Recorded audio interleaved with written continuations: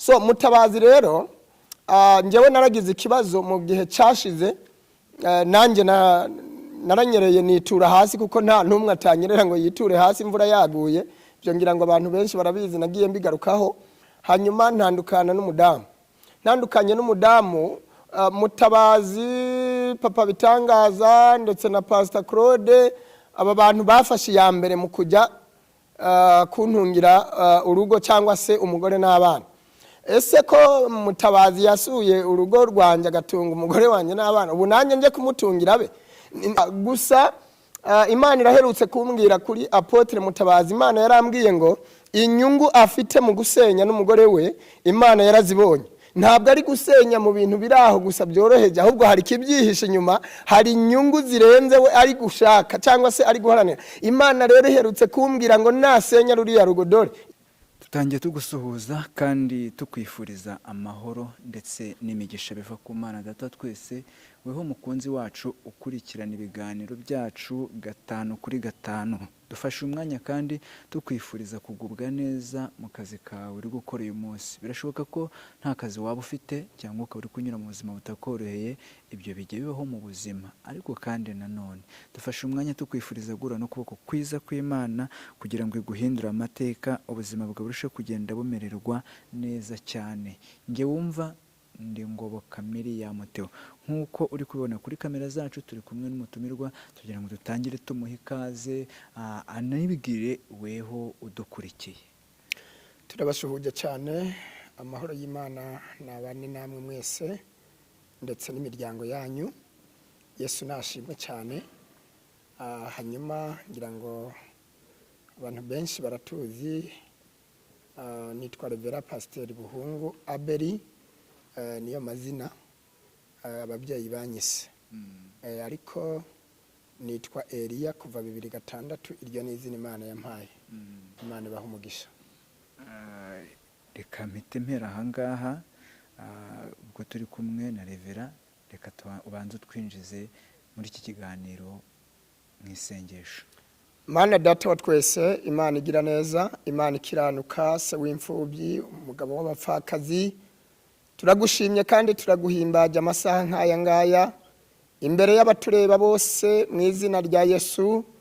Reka umugisha w'Imana ube kuba ari gukurikirana iki kiganiro, kandi uwera wa Isiraheli, Imana ikomeye,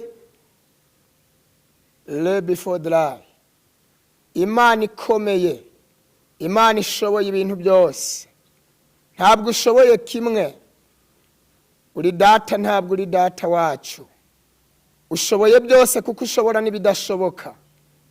Uri Imana ica inzira aho zidacika. Uri Imana itembesha amazi mu butayu. Uri Imana itembesha imigezi mu kidaturwa kugira ngo wuhire ubwoko bwawe.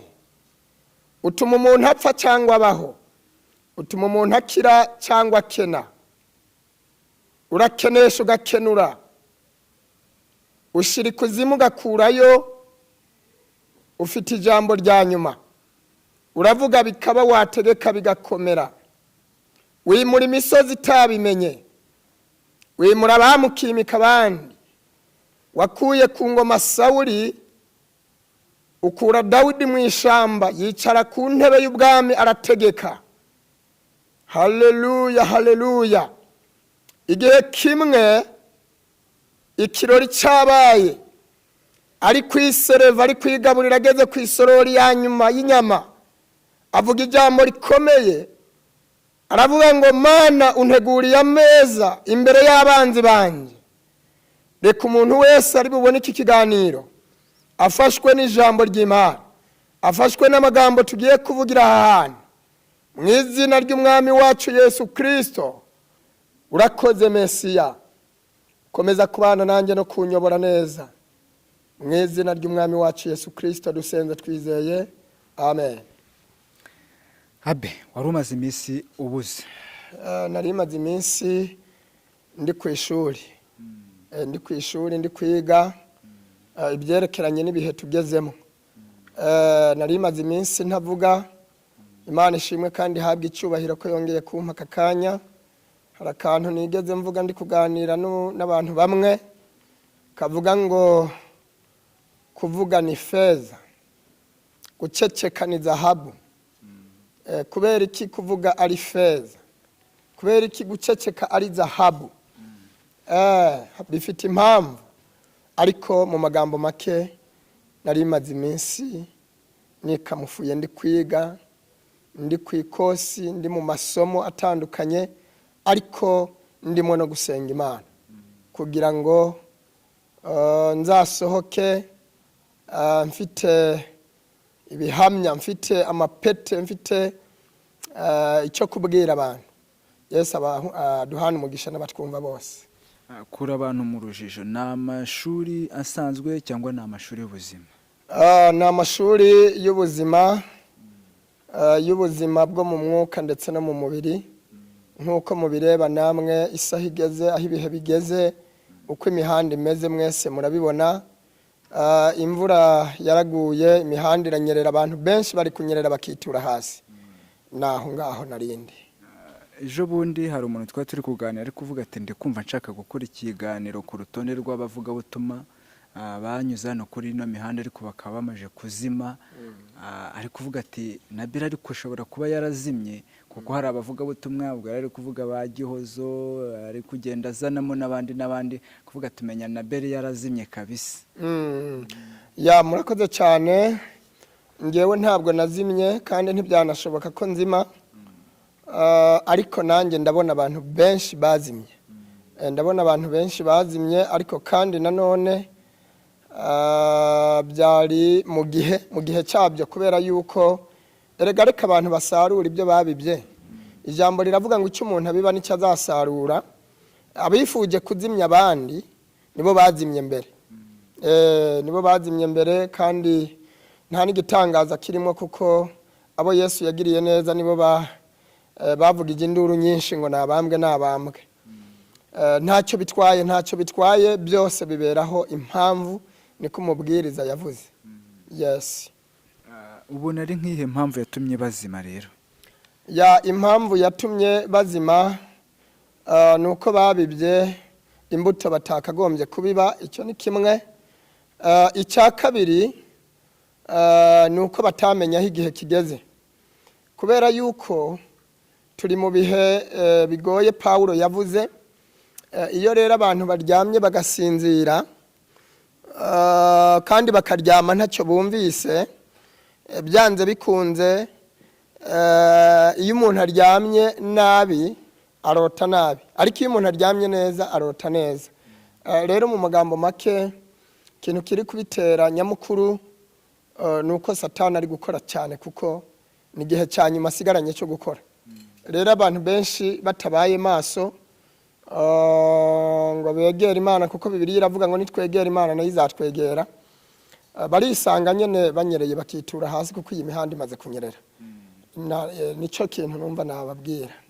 Yes. Uwo muntu turi kuganira kuvuga ko agiye gukora urwo rutonde, yari kuvuga ati nka Gihozo Josiane, ari kuvuga ati Mama Vanessa n'abandi ntari kuza kwibuka, ari wenda reka mvuga aba babiri ni abantu babaye abambere mu kubwiriza ubutumwa, ndetse abantu benshi bamwe baranihana ku bwabo. Ariko kuri ubu ngubu bazimye, ndetse banazimye basize n'amateka mabi, reka aba ariko mbivuga. None niba uyu munsi abubatse amateka meza batwihanishije bari guhindukira kandi bakaza bagaragara mu mateka mabi, mubona ari iki kiri kubitera? Murakoze cyane.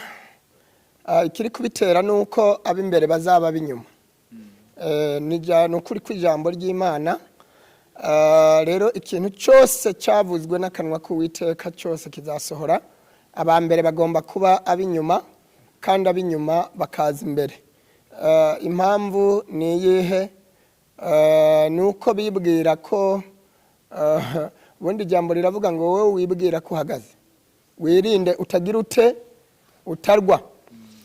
Rero hari abantu bari bumva yuko ari bikomerezwa, aribo bantu basigaye bonyene bafite ibyasezeranwe, aribo bantu bonyene basigaye bafite ijambo. Ariko ku by'ukuri iyo ufite ijambo ibwire yuko Imana yari kwambura ikariha n'abandi batarigira. Ku by'ukuri rero niyo mpamvu hari ikiganiro mperutse gukora kuri televiziyo imwe, ndabaza ntese Papa Bitangaza yagiye hehe? rutonde. nawe unyibukije Gihozo Josiane, abo bose kabisa simbaherutse, ba mama Vanessa n'abandi. Ku by'ukuri bishatse kuvuga iki? Bimeze nka ryabuye abubatsi bagaye, bararyirengagije bararisuzugura, batazi ko ari ryo rifite agaciro, batazi ko ari ryo rifite umumaro. Rero ku by'ukuri abantu nibatuze bagenda akariro gake na feri. Imana ni umukozi w'umuhanga, Imana ni umukozi w'umuhanga. Nshobora kuza numva ko ari njyewe ugezweho, ari njyewe wamenyanye n'uwo mugabo witwa Yesu Kristo, ariko ku by'ukuri haba hari n'abandi. Imana izi neza kurenza Pastor Abeli, Imana izi neza kurenza Bishop runaka. Ntacyo byamarira kuza nkikubita mu gatuza ngo njyewe wewe suri iki kuri kibumbano cy'intoke z'Uwiteka. Nicyo kintu navuga, nta gitangaza kirimwo, n'ubundi hari gusohora iby'ijambo ry'Imana ryavuze. Yes. Uragira uti harabo Imana, hari abapasiteri Imana itazi bari mu ibanga. Ndi kuvuga ab'Imana itazi, Yes. kandi bari hano bavuga ko ari abapasiteri. Hakaba n'abandi bari mu ibanga Imana izi ariko abantu batazi. Hanyuma rero ko dukeneye gukizwa, tuzakizwa gute kandi hariho abatazwi? Kandi abatazwi bivuze ngo ntabwo bari kubasha kutubwiriza, ahubwo bari kutubwiriza ni babandi bazwi. Tuzakizwa gute rero niba abo tubona ko bazwi bari guhindukira kandi bakagaragara yuko ari abanyamabi? Murakoze cyane. Abantu biringiye abandi biringira abantu, ariko umuririmbyi yaravuze ngo abiringiye abantu barabahemukira ndetse babahanga amaso bakabakoza isoni. Wowe ntujya uhemuka kandi ntukoze isoni, habwa ikuzo Mana yacu kuko urabikwiriye. Tuvuge ngo amen. Ni ukuvuga ngo dukure amaso ku bantu, ahubwo amaso tuyahange Imana. Ni ukuvuga ngo navuze ngo bariya bagaragara nk'abariho buriya ntabariho, bariya bagaragara nk'abatariho nibo bariho. Hanyuma bariya basuzugurwa bagaragara nk'aho atari abakozi b'Imana, ku by'ukuri nibo bakozi b'Imana. Ariko bariya bagaragara nk'abakozi b'Imana buriya imbere y'Imana sibo. Ibi bintu biracuritse. Ni kubera iki rero? Icyo ugomba kumenya, niba umupasiteri wewe ureba ukavuga ngo uyu ni pasiteri, icyo wakora niki? Ntabwo mvuze ngo ntukemere ibyo avuze cyangwa se ibyo akubwira, ariko nakubwira shishoza. Shishoza ibyo avuze, shishoza ibyo akoze, shishoza, kubera yuko umuntu ni mugari cyane kandi umuntu ni ishuri ritarangira. Hari umuririmbyi nkunda cyane naramukunze, n'umuhanzi yaririmbye indirimbo ivuga ngo umuntu ni ishuri ritarangira. Umuntu ntiwamwiga umunsi umwe, ntiwamwiga umwaka umwe. Umuntu ni ishuri ritarangira. Ariko byose nta n'igitangaza kirimo. Njyewe nta kintu na kimwe kijya kimbera igitangaza ku byo ndeba mu isi. Igitangaza ni kimwe, ni Yesu Kristo, niwe gitangaza nemera.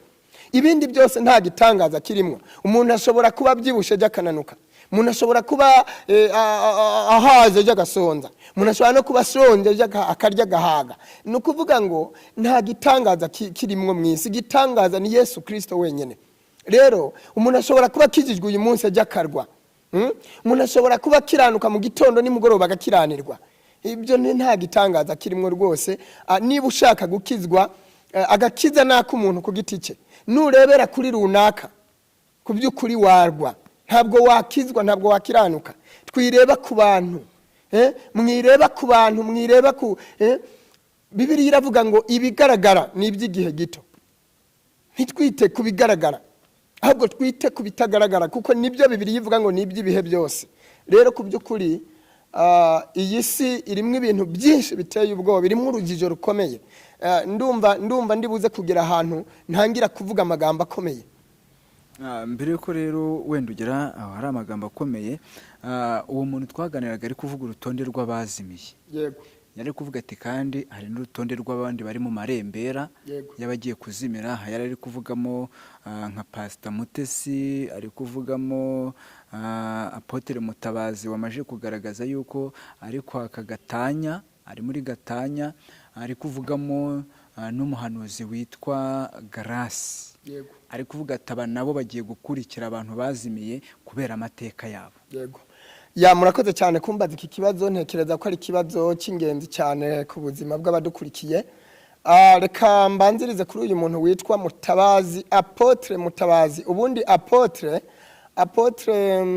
bambabarire cyane ntabwo nshenye iri zina, ariko ubundi Apotre ni intumwa 12 za Yesu Kristo. Ntabwo harigera hiyongeraho izindi ngo zibe 15 20. Apotre ni intumwa 12 za Yesu Kristo, ariko ntacyo bitwaye. Nababwiye ko ibintu byose kuri ngewe nta gitangaza kirimo, kuko mu isi ibyo byose bigomba kubaho. So Mutabazi rero, ngewe naragize ikibazo mu gihe cyashize, nanjye naranyereye nitura hasi, kuko nta ntumwe atanyerera ngo yiture hasi imvura yaguye. Byo ngira ngo abantu benshi barabizi, nagiye mbigarukaho. Hanyuma ntandukanye n'umudamu, Mutabazi, Papa Bitangaza ndetse na Pastor Claude. Aba bantu bafashe ya mbere mu kujya kuntungira urugo cyangwa se umugore n'abana.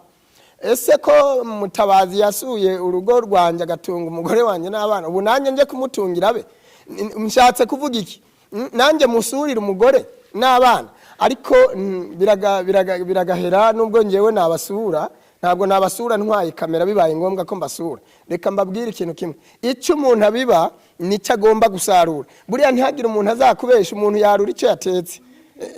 Umuntu yarura icyo yatetse. Nusebya umuntu uzamenye ko inyuma yawe hari umubare w'abantu benshi nawe bazagusebya. Nusenya umuntu umenye ko nawe bazagusenya.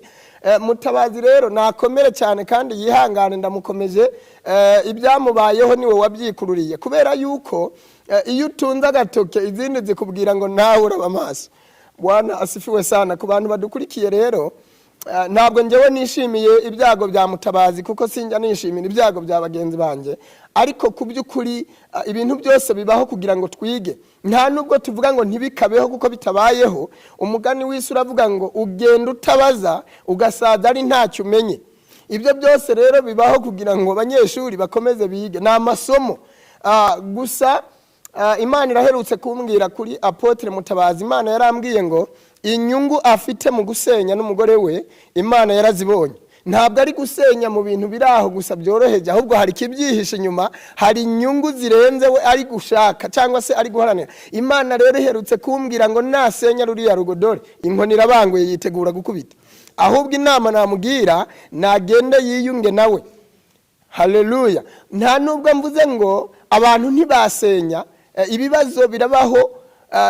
Isi yagushigisha nubwo yamanukiwe n'umubi, ariko nanone reka nibutse n'abantu mutagira ngo mwibasiye kubera ko ari kwitangariza isenyuka ry'urugo rwe. Oya, ibyo ni ibintu bishobora kubaho rwose. Na Suwerusi yararusenye atandukana na Vashiti, yewe ahita atwara Esiteri, ahita arongora Esiteri aba umwamikazi. Izo nkuru ntabwo nzigarukaho cyane, ngira ngo abantu benshi barabizi. Hanyuma kandi Pastor Abeli abantu baramenyereye. Ndi umuntu nakunze kubazwa ibibazo byinshi bikomeye n'abanyamakuru, kandi ngasubiza ibibazo bikomeye. So rero ntabwo bivuze ko ingo zitasenyuka cyangwa urugo rutasenyuka. Nanjye ngira ngo nabivuze ko byambayeho. Ese impamvu waba uhanuriye Apotre Mutabazi ntiyabihuye nuko nawe yaba yaragutongeye urugo? Oya, ntabwo ari yo mpamvu, kuko mbaye namuhanurira kubw'iyo mpamvu nanjye nakwihanurira nanjye nkasubirana n'uriya. Ariko impamvu bitandukanye, ngewe ntabwo njya mvuga ngo iravuze itavuze nka babandi. Ahubwo impamvu nyamukuru we nuko gusenyuka k'urugo rwe ntabwo ari ibintu Imana ifitemo gahunda, ni ibintu wafitemo gahunda akabishakamwo n'inyungu. Ubwo nirinze kuvuga impamvu ikomeye cyane iri gutuma yifuza ko batandukana. Hanyuma gutandukana ni ibintu byahozeho kandi n'ubu birahari. Gutandukana kw'abantu, reka dukura abantu mu rujijo. Hari gihe njya mbona ibiganiro byinshi abandi bakoze, buri muntu wese atera commentaire uko abyumva, ibintu akabifata uko abyumva, akabivuga uko abyumva, n'undi wese akaza akabivuga uko abyumva. Ni ukuvuga ngo ikintu nyamukuru gituma ingo zisenyuka ni ikihe? Ni ukubera yuko ntabwo abagore bose bubatse ari akara ko mu mara y'abagabo babo babanye nabo. Ntabwo ariko bimeze. Ntabwo abagore bose bubatse ari akagufwa k'amagufwa y'abagabo babo. Ibyo abantu nabyo babimenye. Hariho abantu bihuje Imana itabahuje. Hariho ingo zubatse Imana itazirimo.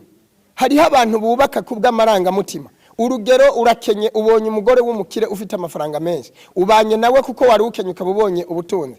None ku by'ukuri urwo rugo ni Imana igubatse. Urugero, wewe wumva ushaka umudamu ameze gutya, ateye gutya, uramuhisemo kuko ari we wifuza. None ku by'ukuri ni iki kikubwira ko ari kakara ko mu mara yawe? Ni iki kikubwira ko ari kakagufwa ko mu magufwa yawe? Nubwo ibyo bintu nubwo byubatse Imana atari ibyubatse, ntabwo Imana izakangwa nuko mubyaranye 5 cyangwa 10.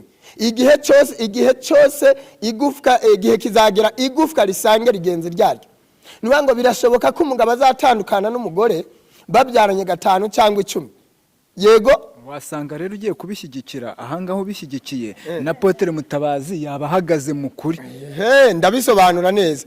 Ntabwo ngewe uwo mubare wabo bantu Mutabazi mushiramo, kuko Mutabazi ntabwo Imana yambwiye ko ururugo itarurimwo, nta nubwo Imana yambwiye ko itigeze igubaka. Ahubwo ngewe bimpishushi ivuga ngo ururugo rwa Mutabazi Imana niyo yarwubatse, Imana yari rurimwo, ahubwo Mutabazi ari kwicira inzira. Impamvu ni iyi: iyi Imana imbwira ko ururugo ruri mu ngo zemerewe gusenyuka kubera ko uriya mudamu sakagufwa ko mu magufwa ya Mutabazi, sakara ko mu mara ya Mutabazi. Nukuvuga ngo nari kuvuga ngo ndashigikiye nibatandukane kubera iki nahishuriwe neza yuko bo biyubakiye atari Imana yabubakiye. Ariko dore igitangaza kirimo, Imana yarambwiye ngo ruriya rugo ni Imana yarwubatse. Icyo ni kimwe.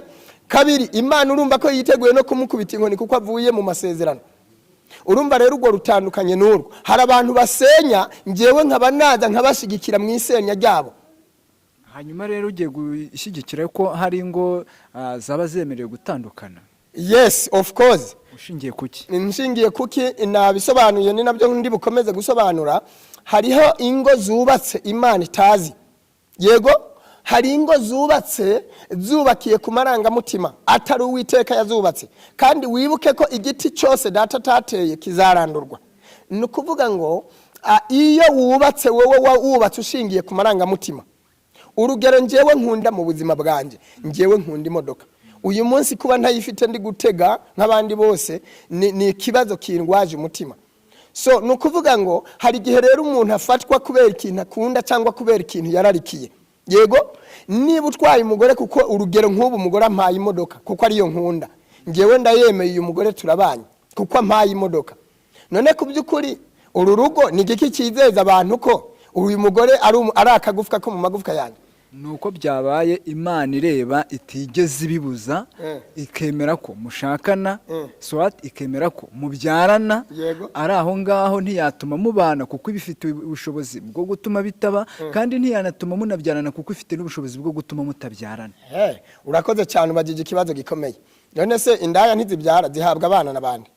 Hanyuma rero kuba indayi zibyara, uri kumva araho na Dede yarabivuze, aravuga ngo mama mu byaha nimwo yambyariye. Ariko kandi nanone tukagaruka tugasanga Aburahamu yabyaye umwana w'isezerano. Ntibivuze yuko rero none se dukore ibyaha kugira ngo ubuntu bukunde busabe? None se Imana yemeye ko 9 kana abantu 1000 bitabarika bicwa bagapfa? Yego, urabona yananirwa no kwemera ko urugo rw'umuntu rusenyuka? Hanyuma rero ahangaha ntabwo tuzi impamvu yatumye yemera ko bapfa, ntituzi n'impamvu itabibujije. Uko utazi impamvu yemeye ko bapfa, niko utamenya n'impamvu ingo zimwe na zimwe ziri gusenyuka. Kuko yemeye ko Asowerusi atandukana na Vashiti ikamushingira umukobwa wubaha Imana. Hanyuma Mutabazi ntiyigeze avuga yuko umugore we yamusuzuguye, kandi Bibiliya itwereka ko Vashiti yasuzuguye umugabo we. Niyo mpamvu nanjye navuze ngo Mutabazi ntatandukane n'uyu mugore. Niba uri yaza yivugira amakosa y'uyu mugore kuko we yaramwejeje, niba yaramwejeje hari ikindi kibyihishe inyuma, kandi n'Imana yampishuriye. Ni ukuvuga ngo we nagendera muri ayo marangamutima y'ibyo yifuza n'ibyo ashaka, inkoni y'Imana irabanguye, yitegura gukubita. Kandi murabizi yuko ngewe mvuze ikintu abantu bakitege. Ntabwo rero urugo rwawe yitegure gukubitwa n'inkoni y'Imana aho yajya hose, nashakaje ninewe cyangwa gitarushishi, inkoni y'Imana yiteguye gukubita Mutabazi. Ubu n'ubwa kabiri mbivuze. Hanyuma si nawe wenyene, hari n'abandi inkoni y'Imana ibanguye yiteguye gukubita.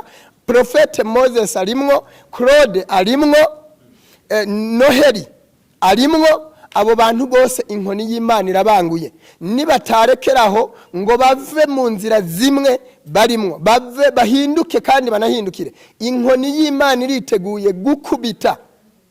Urumva rero ibyingo byo nabisobanuye neza. Hariho uburyo ingo zisenyuka Imana ikabyemera, inabifitemwe inyungu, inabifitemwo uruhare kandi rukomeye cyane. Ushobora kwibaza ati kubera iki Imana ishobora kwemera ko urugo rusenyuka? Irabyemera cyane. Impamvu ni iyihe? Nuko ugenda kwihuza n'akara ko mu mara y'uwundi mugabo. Arega nakara. Nakara ariko ntabwo ariko karake. Ntabwo ingo zose zubatse abo bubakanye arakara ko mu mara y'abagabo bubakanye. Ntabwo ari akagufwa ko mu magufwa y'abagabo babo. Ahubwo erega reka nkubwire kubera iki hariho ibiti data tateye. Erega hariho ibiti data tateye kandi bitegerezwa kurandurwa uko n'ukuri kw'ijambo ry'Imana. Akuze impamvu mvuga ko arakara. Kabaye atarakara ko mu maraye ntikaba kagufwa ko mu magufwa ye. Imana ntiyakwemera ko havamo umusaruro muri ako kara kandi irabyemera cyane. Ndaguha impamvu nyinshi zifatika azituma Imana ibyemera. Hari ibintu Imana yemera nabwo kandi bifitemo inyungu. Kubera ko Imana ariyo yari yaravuze kuri Yozefu ikamuha amasezerano meza kandi akomeye cyane. Ariko Imana ikemera ko bene se bamugambanira ku rugezo rwo kumuta mu rwobo, ku rugezo rwo kumugurisha mu kindi gihugu, akajya kuba umunyagano, akajya gukora uburetwa, kuko Imana yabyemeye. Yerega ngewe byanze bikunze ndi umuntu yahawe impano 12 zikomeye n'Imana. Muri izi impano 12 ndavugamwo cyane impano ikomeye yitwa Simba wa Yuda. Iyi impano yitwa Simba wa Yuda imfasha gusobanukirwa no kumenya buri kintu cyose, kumenya impano nkamenya umunyamwuka n'utari we. No kuvuga ngo ikibikubwira njewe nta kibazo uri buze kumbaza mu kugisubiza ngo ndinde gutekereza, ahubwo ijambo rya nyuma ritaragera ku isonga ry'ururimi njewe igisubizo kiraba cyamaze kumanuka. Unushaka umbaza ibibazo byose wifuza niteguye kugusubiza.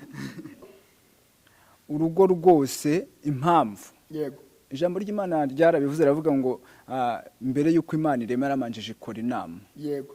Hanyuma nituza gusanga Imana yarakoze inama yo kurema umuntu.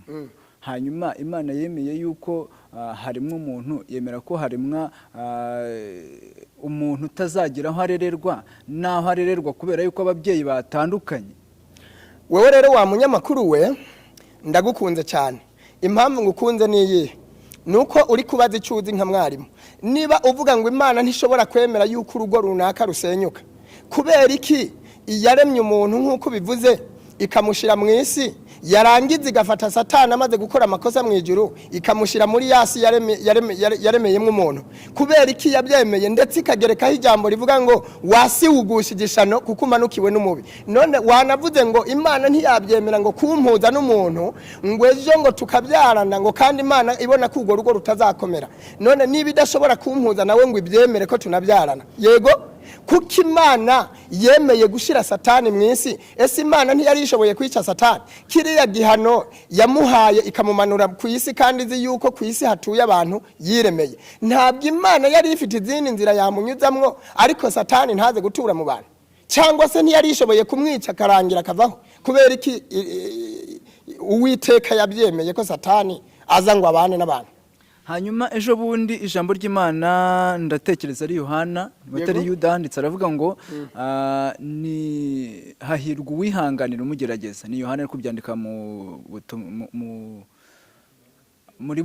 byahishuwe. Hahirwa uwihanganira ibimugerageza kuko namara kwemerwa azambikwa ikamba ry'ubugingo. Hanyuma aha gutandukana kw'ingo, kwa guhana amadivorce kw'ingo, harimo kwihanganira ibigerageza umuntu cyangwa harimo gutsindwa?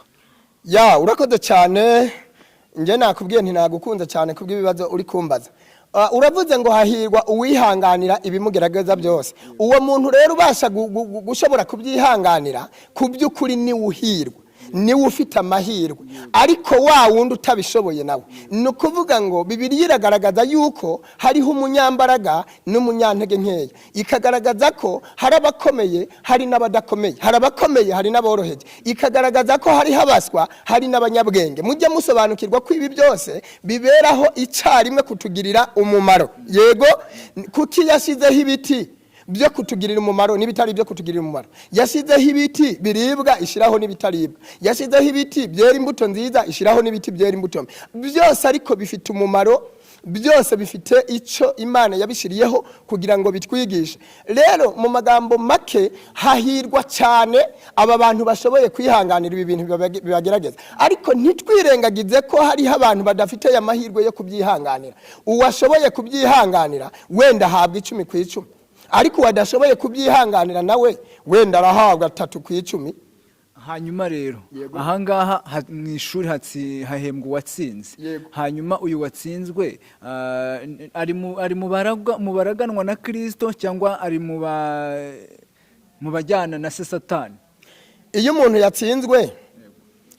yatsinzwe ntabwo bamukura mu ishuri, bamuha yandi mahirwe agakomeza akiga. Ariko iyo umuntu yatsinze arimuka, byaterwa n'ikizami. Icyo ari cyo cyose haba abagitsinda n'abagitsindwa. Rero aba bantu bagitsinze bahabwa amanota bimura, aba bantu nabo bagitsinzwe bahabwa amahirwe yo gukomeza bakiga, ejo bundi nabo bakazabigeraho.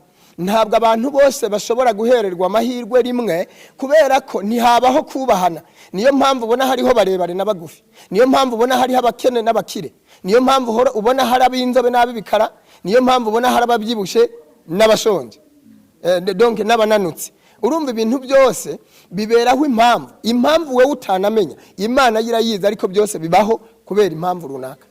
Yes. Hanyuma mu gusiya ijambo ry'Imana riravuga ngo icyo muzahambira mu isi kizaba gihamburuwe, icyo muzahambira mu isi no mu ijuru kizaba gihamburuwe. Niko ijambo ry'Imana rivuga.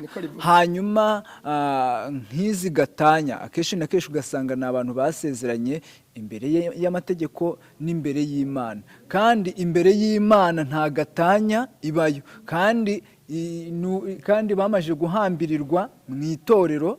Uri kumva, bivuze ngo no mu ijuru barahambiranyije. Hanyuma niba bahambuwe mu isi, nako niba bihambuye mu ijuru ho bimeze gute?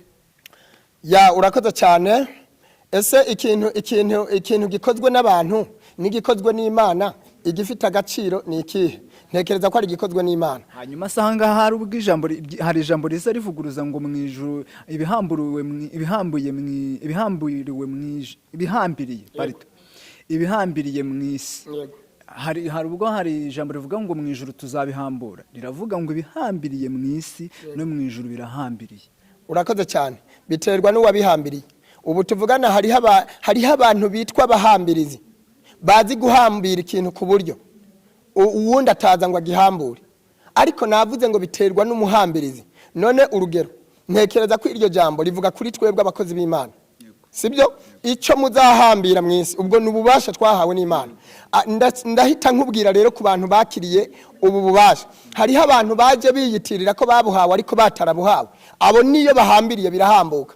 Ariko hari abandi bantu bahawe ubwo bubasha, iyo bahambiriye n'ijuru rirahambira. Bishatse kuvuga iki? Hari abahamagawe ni benshi, ariko abatoranyijwe ni bake. None ibikozwe n'aba batoranyijwe n'ibikozwe n'abatatoranyijwe, none wibwira yuko bisa? Ntaho byahurira. Hari abahamagawe baritaba baranatoranwa, hari abandi bahamagawe banga kwitaba ntibanatoranwa. Ariko babandi batatoranyijwe kuko banza no kwitaba, babonye ibikozwe n'abatoranyijwe, bahita baza bakurikiye abandi baza buriye inkike, abandi baza baciye mu madirisha, abandi baza bazanwe na base wabo, abandi baza bazanwe na ba muyomba wabo. None ku by'ukuri aba bantu wibaza naho bahambira ntibivuze ngo babihambiriye. None si waguhambira kurenganya, ijuru rihita rikurenganya, ijuru ryaba ryifatanya n'abapagani. Ntabwo rero abantu bose bashinzwe guhambira. Hari abantu bemerewe guhambira n'ijuru rigahambira, hari n'abandi bahambira ijuru rikabyanga ntirihambire. Hanyuma ahangaha rero ntekereza ko Pawulo yigeze kubivugaho. Aravuga ngo gushaka ni byiza, ariko ibyiza ni uko mwamera nkanjye ntimushake, aho kugira ngo aba bantu bacangacanga abantu. Muri make apotere yatandukanye, profete yatandukanye, revera yatandukanye, icyabakiza ntabwo babireka ahubwo gushaka. Urakoze cyane. Urumva icyaba cyiza ni uko babireka, ariko hari abadashoboye kubireka, kandi aba babishoboye bakabireka bakaguma bameze nka Pawulo. Ijuru ribaha amanota, ariko aba nabo batabishoboye hari nabo hari amanota bahabwa. Impamvu niyi bahita bahabwa amanota n'ijambo rivuga ngo si byiza ko umuntu yibana wenyene. Uyashoboye kwibana wenyene hari amanota ahabwa, uyu nawe adashoboye kwibana wenyene ijuru rimuha amanota ari yamuhereye mu ijambo rivuga ngo si byiza ko umuntu yibana wenyene. Hanyuma fata yuko icyo umwe ashoboye hari n'uwundi abatagishoboye. Wifata rero ngo witiranye yuko abantu bizabananira bose cyangwa ngo witiranye yuko bazabishobora bose. Ntabwo twaba tukiri mu isaho, twaba twarageze mu ijuru. Hanyuma rero kuza kubibura imbuto twabibyeho, kuza kubibura imbuto twabibye nabyo byaterwa n'uwuyibibura. kuko wenda twari turi kwibaza nko kuri Apotre Mutabazi, naguhaye n'urugero rw'abandi, naguhaye urugero rwa Gihozo Josiane, rwa ba Mama Vanessa, washyizemo na Papa Bitangaza n'abandi wivugiye, hanyuma batangiye neza ariko gusoza bari kubibura imbuto babibye. Hanyuma turaza kubwirwa n'iki abafite imbuto nziza? Ya murakoze cyane. Aba bantu nta cyaha ndi bubahe, nta cyaha ndi bubashinje, sinanabacira n'urubanza cyane ko ngewe ntari umucamanza. Ntabwo ari ukubacira urubanza, ariko nanone bihari nuko babibuye imbuto babibye, kuko baje batwihanisha ibyo batubujije abari bo babikora. Erega nakubwiye ko kuri ngewe nta gitangaza, kuba tuwumva n'abadukurikiye wenda no kuri wewe byashobora kuba bikubera igitangaza, ariko ngewe impamvu nakubwiye ko nta kintu kimbere igitangaza, igitangaza ni Yesu Kristo wenyene, ibisigaye byose nta gitangaza kirimo. None se aba nta n'amakosa bakoze, kubera ko bashohoje iki jambo ry'Imana rivuga, bashohoje umugambi w'Imana. Rivuga ngo iki? Ijambo ry'Imana rivuga ngo ab'imbere bazaba binyuma. None niba uyu munsi babaye binyuma mbere baraba imbere, icyaha bakoze n'ikihe ko ijambo ry'Imana ribivuga? Hanyuma twigarukire. Yego. Uri kubona ko ibi bintu biri gutuma abantu batakaza cyangwa se batakariza abakozi b'Imana icyizere, aho uri kujya nke muri komenti ugasanga bari gutuka abakozi b'Imana, ndetse rimwe na rimwe ugasanga uwacu yigeze kubivuga, aravuga ati mbere wagendaga mu modoka bavuga ngo paste, abantu bose muri iyo modoka bakagendana icyizere kivuga ngo baragera amahoro kuko bari kumwe na pasiteri. None kuri ubu umuntu aravuga ngo pasite, abantu bose bagahindukira bakakureba, ariko ntibashaka kukureba nka pasiteri, ahubwo barashaka kukureba nk'umunyamabi kubera izina ryangijwe na ba bandi baraba imbere. Kandi ya murakoze cyane, mwabagije ibibazo bikomakomeye, ariko nanjye nkabisubiza mu buryo bukomeye, kuko Imana yampaye amagambo y'ubwenge, cyangwa se yampaye ubwenge mivuge gutyo. No kuvuga ngo aba bantu babatuka cyangwa se batukana, bashinzwe gutukana, nabo bazisanga babaye nkabo, kubera ko bo niba batakiranutse n'abari kubatuka nabo ntibakiranutse. Ahubwo icyo byasaba ni iki? Bibiliya ntabwo itwemerera yuko umuntu naho yaba yakoze icyaha gikomeye wemerewe kumutuka cyangwa wemerewe no kumuvuga nabi. No, ahubwo icyo wemerewe ni iki? Icyo wemerewe ni kimwe, icyo wemerewe ni kumusabira ku Mana, kuko wowe uri n'icyo ufite, sibyo? Ni wowe ushinzwe kugihereza abandi. No kuvuga ngo numutuka uraba umurushije iki? N'abantu, reka mbwire n'abantu batukana muri commentaire, wowe nutuka umuntu kubera ko ibyo wamubonyeho bidameze neza, ntacyo uraba umurushije, mwese muri bamwe. Bibiliya iravuga ngo ntiwifadikanye, uwo mwifatanya niwe Musa. None ni wifatanya n'umuntu wasambanye, nawe uraba umusambanyi. Ni wifatanya n'umujura, nawe ubwo uri umujura, ntacyo murushije. Ni wifatanya n'ugutukana, nawe watukanye. Nje rero ikintu nabona gikwiriye nuko udakwiye kureba ku bantu. Ese wakwirebye wewe? Nese ijambo ry'Imana rivuga iki? Riravuga ngo kuko ureba abandi wowe utirebye. Yego, imbere yo kureba abandi banza wirebe. Njewe niba ndi kuvuga nkagira nabo mvugaho, simbavuze mu rwego rwa Pastor Beri kuko mbarebe, no njewe mbavugiye iki Imana yabantumyeho. Kubisigaye ntabwo mbareba kuko bafite ububareba. Bavuze none ushaka ijambo ry'Imana rihinduka umubeshi. Niba ijambo ry'Imana rivuga ngo mu bihe bya nyuma benshi bazava ku Mana bave mu byizerwa, abandi nabo abaraba imbere bazaba binyuma, hanyuma abakiranuka bazakiranirwa, abari bararetse inzoga bazazisubiraho bongere bazinwe. Njewe ntabwo mbyumva nk'igitangaza. None se nkubaze, niba Bibiliya ivuga ngo hariho abana b'ubugingo n'abana bo kurimbuka, abo kurimbuka nta wababuza kurimbuka, nabo ubugingo nta wababuza ubugingo. Kubera iki? Nasomye ijambo rirambwira ngo nta bwenge cyangwa ubuhanga byabasha kurwanya umugambi w'Imana. ibi byose biba Imana ibireba kandi bifitemo umugambi. Ntabwo rero ushobora kubuza ab'inyuma kuba ab'inyuma, nta nubwo ushobora kubuza ab'inyuma kuba ab'imbere. Ni ukuvuga ngo ab'inyuma bazaba ab'imbere baba ab'inyuma. Iryo ni itegeko ririho. Twibona rero ko ari igitangaza, ari n'ishano ryaguye kandi ari ukuri kw'ijambo ry'Imana. Hari uwagize uti nutera ibuye mu gihuru, nutera ibuye mu igobe, nutera ibuye mu gihuru kivuze mbere uzamenye ko ari imwe. Hanyuma ni ukuvuga ngo aba bagaragaye ni Imana yateye ibuye, kuko uravuze ngo Imana ibifitemo umugambi.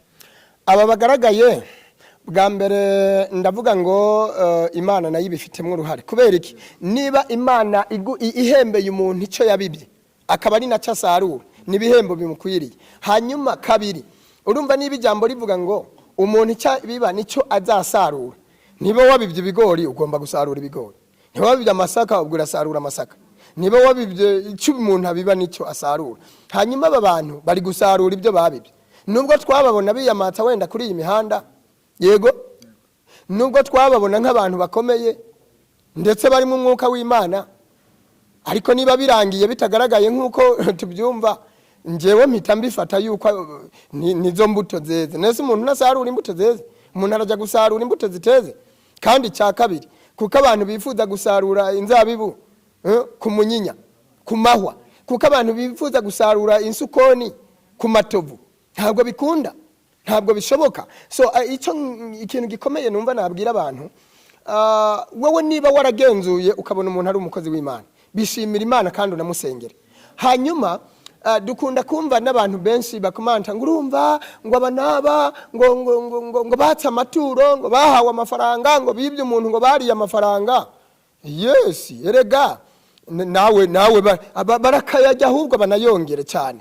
Impamvu ni iyihe? Niko ushyigikiye ko batuburira abantu b'Imana rero? Babatuburira? Nje ko ntawe urantuburira. Ni kubera iki bo babatuburira? Ni ukuvuga ngo iby'indangare biraribwa. Wabyumvishije? Wewe niba udafite amaso areba, uyu muntu niba umuhaye amafaranga, uyamuhaye kubw'impamvu, uyamuhaye kubera ko hari impamvu itumye uyamuha.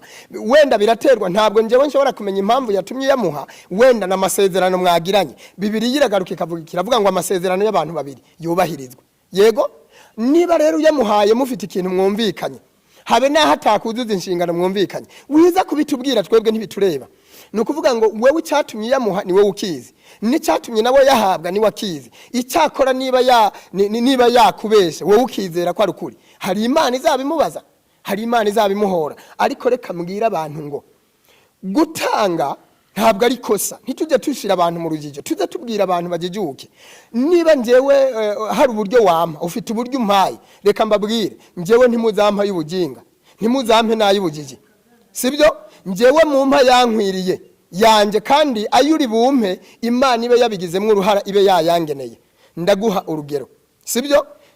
Njyewe ntuzajye kuyampa narapfuye, ngo ujye kugura isanduku ihenze cyane. Niba ukunda Pastor Abeli, yampe umbwire n'impamvu yampaye. Urugero, niba ushimishwa, hari abantu benshi bakunda kuntelefona, abandi bakanyandikira, abandi bakampa audio kuri WhatsApp. Ndakunda ijambo ryawe, ndakunda iyo uri kwigisha, mba numva naguma nteza amatwi, mba numva ari wowe unshimisha. Niba unkunda wibivuga ku munwa gusa, yego, nyambika costume nza kuri kamera mberewe, nyambika urukweto ruhenze nk'uru nambaye, yego. Hanyuma naye mafaranga yampa, ariko ntuyampe uvuga ngo Pastor Abeli muhaye amafaranga y'agatukisha.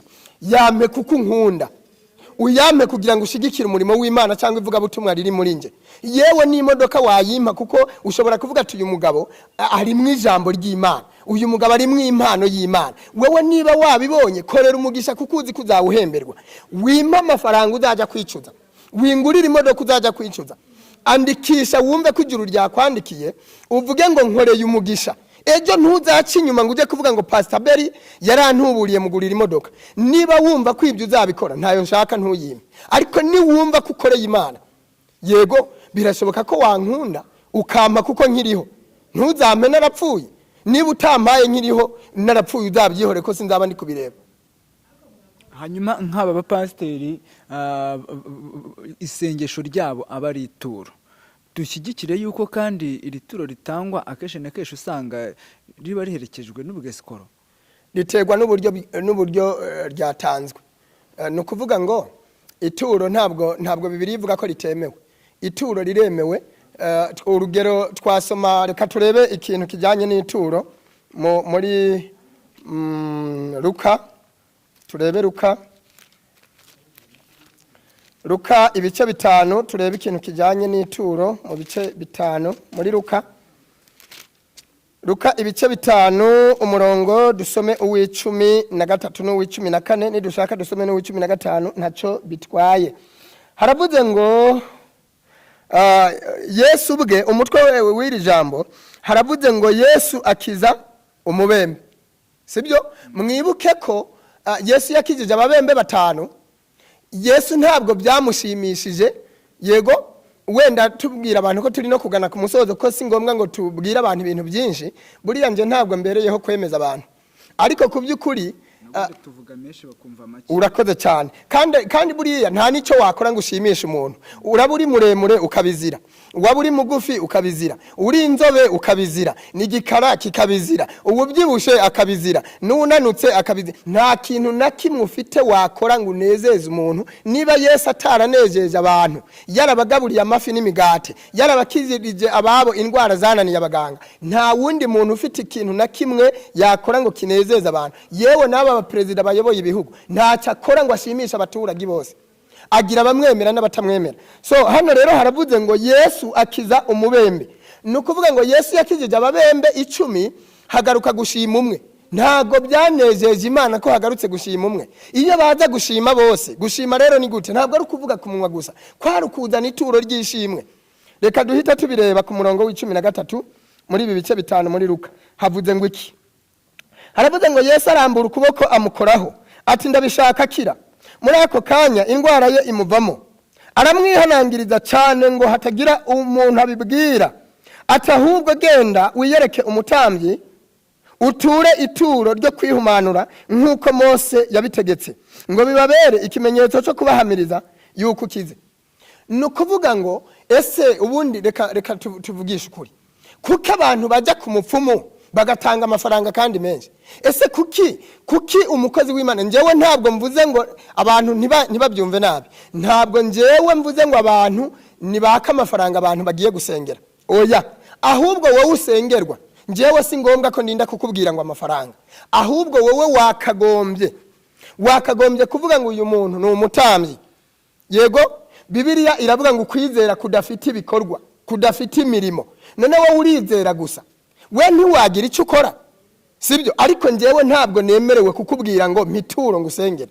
Ahubwo wowe wakagombye kuba ubizi ko niba ngusengera watanze ituro ry'umutambyi. Guhereye kera kose nta muntu yajya kwaba amenya amara masa, nta kintu yitwaje. Reka mbabwire, isi yarahindutse n'abari kuri yo barahinduka. Kera ntiwajya no gusura umuturanye utikoreye inkoko y'ibishimbo cyangwa inkoko y'ifu. Ariko uyu munsi umuntu aritora akajya gusura umuntu hasize imyaka 5 batabonana, akagenda amara masa. Ntabwo ari byiza. Ariko nabo bavuga ngo utampaye amafaranga ngana gutya singusengera. Aba bantu bakora amakosa. Reka nshinja cyane aba bantu bavuga ngo Imana irambwiye ngo mpa amafaranga ya, akavuga ngo mpibihumbi 100, mpa miliyoni na 150 agarenzaho n'uduceri. Ibi ntabwo mbyemera, nta makosa. Ariko ku by'ukuri niba umuntu yasengewe agasubizwa, ni gute ataza kwiyereka umutambyi? Ni gute ataza gushima? Abe Karame. Reka mpera hangaha. Yego. Iryo jambo uvuze Yesu yari atarajya ku musaraba. Yego. Ngo abe umutambyi. Yego. Yari akiri kumwe n'abigishwa be, hari hakiriho abatambyi. Muri Luka. Yego. Hangaha mu bice 5. Yego. Hanyuma Yesu arangije abigitambo. Kera kizima kandi gitunganye niko birivuga. Yego. Arangije aba n'umutambyi. Yego. Nyuma y'aha ngaha ntabwo ari ukujya kwiyereka umuhanuzi na profete na bishop. Yego. Ahubwo aha ngaha ni ukujya kwiyereka Yesu, kuko niwe mutambyi kuri ubu ngubu dufite, kandi ni nawe gitambo dufite. So ati icyo nshatse kuvuga ni iki? Ntiwemere gutanga igitambo kuko Yesu ni igitambo. Na rya turo ntiwemere kurishyira pasiteri kuko Yesu niwe wagukijije, kuko niwe mutambi. Yego. hanyuma icyo gihe uko biri kose Yesu yaba yaguhaye inzu y'ubuntu turamwo nyirinzi atakwishyuza. Icya kabiri yaba yagushyiriye stoke y'umuceri n'ibishimbo mu nzu, kubera ko nakubwiye ntiburiyura umunyamakuru mwiza, kubera ko n'ubyanze bikunze ubaza icyuzi nka mwarimu. Yego, Bibiliya iravuga ngo iyi Bible, iki gitabo cyera cy'Imana, Bibiliya iravuga ngo abavuzi b'ubutumwa batungwe nabwo. Ukora mu mabuye atungwe nayo arya mabuye, ukora mu itaka atungwe n'itaka. Yego, nukuvuga ngo reka urugero ngewe naguha, sibyo? Uravuze ngo Yesu ni igitambo. None ko Yesu yaje ari igitambo kuko atakuyeho icya 10 n'amaturo? Hanyuma rero wibuke yuko ajya no kwivuga ubwo yaravuze ati urya umubiri wanjye. Uri kumva bishatse kuvuga iki? Bishatse kuvuga ngo warumbajije, hari ikibazo warumbajije ngo abakwishyurira inzu, ubundi yagiye kuguha akazi ukanamanza ukamubwira akakwishyurira ibyo ngibyo. Nese utegereje kubikura mu bakristo? Abakristo ni ntari akazi baguhaye, Yesu niwe waguhaye akazi. Very good. Yesu niwe yaguhaye akazi, n'ubundi niwe yakaduhaye. Ahubwo kiretse abakihaye kuko nabo barahari, ariko Yesu niwe yatanze akazi. Yavuze ngo muzane mu nzu yanjye, mu bubiko bw'inzu yanjye, kugira ngo itabura mw'ibyo kurya. None se wumva yabikoreye iki? Yabikoze kuko ariyo yabahaye akazi. Igaruka itegeka n'abantu Imana yaremye, iravuga ngo muzane abakozi banje nibicwa n'inzara nzabibahora. Kubera ko nuha umuntu cyangwa se nunamugirira neza nyuma ukajya kumuvuga, nukuvuga ngo ibyo wakoze ni zero, ntacyo wakoze.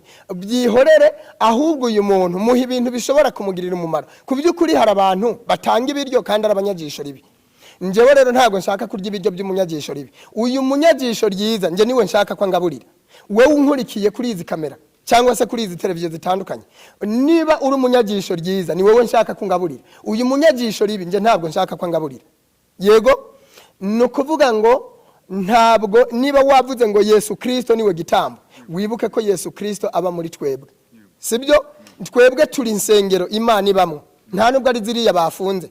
Hanyuma rero iki gifu njewe mfite, abantu bari kuyibona iyi nda, nico gifu cy'Imana. Kubera ko niba Imana ivuga ngo mutange icya 10, ntabwo icya 10 kijya mu ijuru, icya 10 gihabwa umuntu yitwa umutambyi. None Imana irarya amafaranga? Ntabwo icya 10 n'amaturo nabirwanyije. Urakoze cyane. None ko mu cya 10 n'amaturo harimo ibishimbo, harimo ibigori, harimo amateke, harimo ibijumba, harimo ibirayi. None se Imana iraza kurya ibirayi? Nukuvuga ngo nubundi Imana iba yaravuze ngo uyu muntu ko muhaye akazi, mu murima muhayemwe akazi nimwe agomba gusarura ibimutunga. Yego, rero wikwitotombera ibyo watanze wakoreye Imana, kuko imirimo irandikwa kandi aho yandikwa uzayihemberwa. None kuki witotomba hataragera aho uhembwa? Tegereza imirimo wakoze uzayihemberwa. N'aba batuburiwe, reka tubivuge gutyo, babeshwe bakizera kandi bagatanga. Wirakara cyane, niba yarakwibye azahanwa, ariko wowe watanze ibihembo byawe birateguwe. Kuko we wakoze uzi kukoreye Imana. Iyo umenya kukoreye umuntu cyangwa ukoreye Satani, ntago wari kubitanga. We wabitanze uzi kukoreye Imana, n'ubundi Imana irakomeza kwandikire. Ahubwo ikibazo kiri kuri uyu muntu wakiriye. Ese yakiriye mu buryo buhe? Ese yakiriye ibyo yaruhiye? Ese yakiriye ibyo yakoreye? Paulo yaravuze ngo udakora ntakarye. Niba uyu munsi naje kubwiriza abantu benshi batabarika bari ku migabane itandukanye y'isi, yego, uyu munsi njewe ndi gukora, ndi gusohoza umurimo w'Imana. Niba Imana igukoze ku mutima ikakubwira ngo Pastor Beri muha amafaranga ngana gutya, mugurire isabune, mugurire isukari, bikore, kuko ntabwo ari nje, ntabyo ngo hatiye, nta muntu nsabye rwose. Ndetse njewe ngira ngo abantu barabireba, mwabigaragaje kuri kamera, njewe meze neza, abantu batagira ngo twari dutunzwe n'insengero zinafunzwe tukomeza kubaho.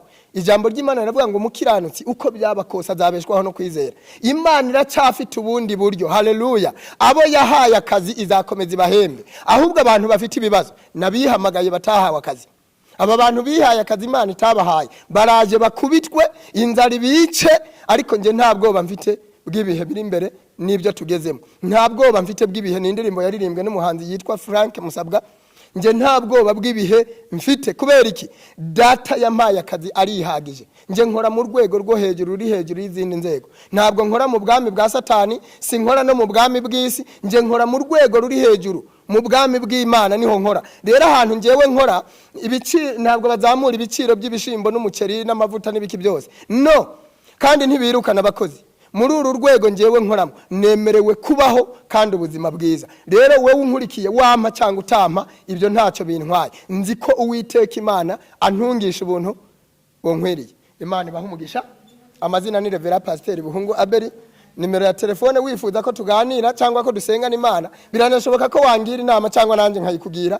Niba wifuza kuyingira cyangwa kuyingisha, akamenyetso ko guteranya 250 78 58 64 705. Buriya abantu ntibayumvise, narinda kuyisubiramo. Ongera isubiramo rimwe uhita usenga. Akamenyetso ko guteranya 250 78 58 64 705.